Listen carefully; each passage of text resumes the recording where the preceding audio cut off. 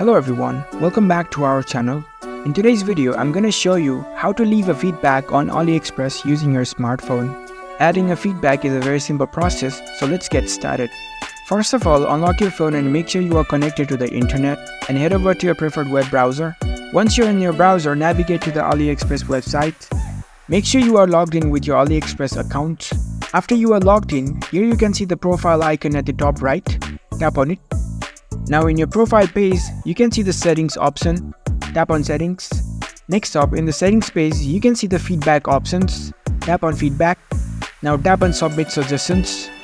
And in this page, you can give a feedback regarding AliExpress. Here you can choose the categories of your feedback. If you tap on this drop down list, you can select if you are reporting a bug or just requesting a feature. And below that, you can see the text field. Tap on it. And here you can add your feedbacks. Just below that, you can see the image icon. You can even add pictures to support your suggestions. Once you're done, tap on the submit button to submit your feedback. That's it. That's how you can add feedback on AliExpress using your smartphone.